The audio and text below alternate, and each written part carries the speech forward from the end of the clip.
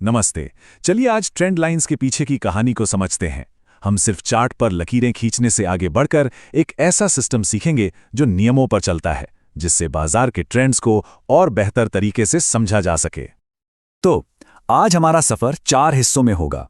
सबसे पहले हम देखेंगे कि एक ट्रेंड असल में बनता कैसे है, फिर लाइनें खींचने के सही नियम क्या हैं।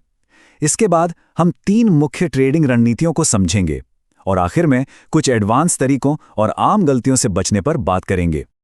ठीक है, तो शुरुआत करते हैं।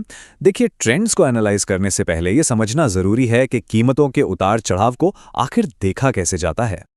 हमारे सारे विश्लेषण की नींव है ये कैंडलस्टिक चार्ट। ये तकनीक आई है 18वीं सदी के जापान से और टेक्निकल एनालिसिस का ये एक बहुत ही जरूरी हिस्सा है। हर कैंडल हमें एक तय समय के लिए ओपन, क्लोज, हाई और लो प्राइस बताकर एक तरह से मार्केट के मूड का स्नैपशॉट देती है।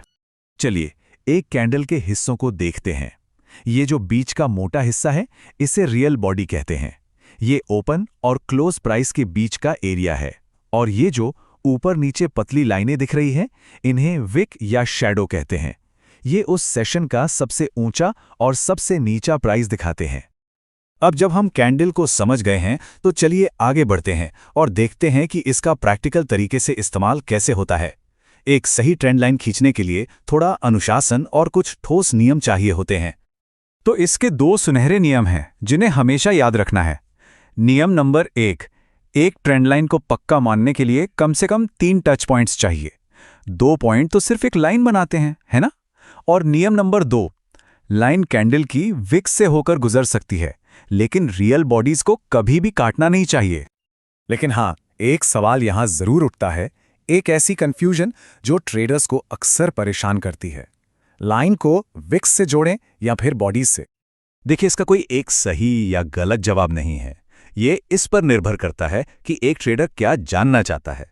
विक्स हमें कीमत के एक्सट्रीम लेवल दिखाते हैं, जहां प्राइस जाकर वापस आ गया, जबकि बॉडीज वो एरिया दिखाती हैं जहां प्राइस ने ज्यादा समय बिताया, यानी जहां मार्केट में ज्यादा सहमति थी। आमतौर पर एक अच्छा हेल्दी ट्रेंड चैनल जो है वो 30 से 45 डिग्री के एंगल पर होता है। अगर लाइन इससे ज्यादा खड़ी है तो इसका मतलब है मोमेंटम बहुत तेज है, जो शायद टिकेगा नहीं। और अगर लाइन बहुत ज्यादा फ्लैट है तो ये एक कमजोर ट्रेंड का संकेत है। तो अब आते हैं सबसे दिलचस्प हिस्से पर। इन लाइनों का इस्तेमाल करके ट्रेडिंग के फैसले कैसे लिए जाते हैं। चलिए 3 कोर स्ट्रैटेजीज को समझते हैं। पहली स्ट्रैटेजी है ट्रेंड लाइन बाउंस। इसमें हम ट्रेंड के साथ चलते हैं। यहां ट्रेंड लाइन एक तरह से सपोर्ट या रेजिस्टेंस का काम करती है। ट्रेडर्स इंतजार करते हैं कि प्राइस लाइन से बाउंस करें और वापस ट्रेंड की दिशा में चल पड़े। हमारी दूसरी स्ट्रैटेजी है द ब्रेकआउट। जैसा नाम से ही साफ है, ये उन पलों पर फोकस करती है जब कीमत एक पहले से बने हुए लेवल को जोर से तोड़कर आगे निकल जाती है। इससे एक बड़े मूव की उम्मीद बनती है। ब्रेकआउट जो हैं वो 2 तरह के होते हैं।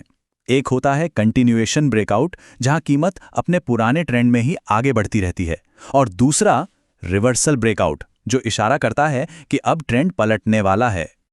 लेकिन एक चीज हमेशा ध्यान रखें, हर ब्रेकआउट सच्चा नहीं होता। फॉल्स ब्रेकआउट ट्रेडर्स के लिए एक जाल हो सकता है, और अगर सही समय पर इसे पहचाना ना जाए तो नुकसान भी हो सकता है। तो फिर असली और नकली ब्रेकआउट में फर्क कैसे पता चलेगा? इसके लिए हमें कंफर्मेशन चाहिए होता है, जैसे ट्रेडिंग वॉल्यूम में एकदम से तेजी आ जाए, या फिर RSI जैसे इंडिकेटर्स भी उस मूव को सपोर्ट करें। यह दिखाता है कि मूव के पीछे असली ताकत है। हमारी तीसरी स्ट्रैटेजी है ट्रेंड लाइन फ्लैग। सोचिए एक ट्रेंड चल रहा है और बीच में कीमत थोड़ा आराम करने लगती है, एक छोटा सा फ्लैग जैसा पैटर्न बनाती है। इस फ्लैग का टूटना ये बताता है कि ट्रेंड फिर से अपनी असली दिशा में चलने को तैयार है। और यहाँ एक छोटी सी टिप, फ्लैग पैटर्न पर ट्रेड करने से पहले 50 पीरियड मूविंग एवरेज को चेक कर लेना एक अच्छा आइडिया है। ये हमें लॉन्ग टर्म ट्रेंड की दिशा कंफर्म करने में मदद करता है। इससे इस स्ट्रैटेजी के कामयाब होने की संभावना बढ़ जाती है। चलिए अब हम अपने आखिरी सेक्शन पर आते हैं, ट्रैप्स, टाइम फ्रेम्स और टैक्टिक्स। यहां हम कुछ एडवांस कॉन्सेप्ट्स देखेंगे जिससे हमारी स्ट्रैटेजीज और भी शार्प हो जाएंगी और हम आम जालों से बच सकेंगे। फेकआउट क्या चीज है? ये असल में एक धोखा है। कीमत एक जरूरी लेवल को तोड़ने का नाटक करती है और फिर तेजी से वापस पलट जाती है। अक्सर बड़े खिलाड़ी छोटे ट्रेडर्स के स्टॉप लॉस को हिट करने के लिए ऐसा करते हैं ताकि उन्हें लिक्विडिटी मिल सके। तो ऐसे फेकआउट में फंसने से कैसे बचें?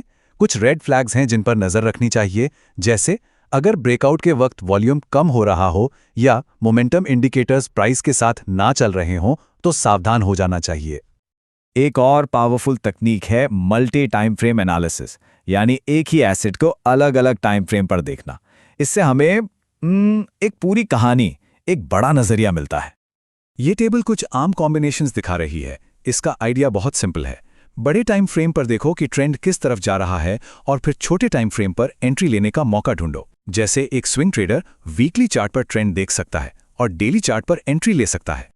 तो जो कुछ भी हमने डिस्कस किया उसकी आत्मा इस एक पुरानी कहावत में है, the trend is your friend.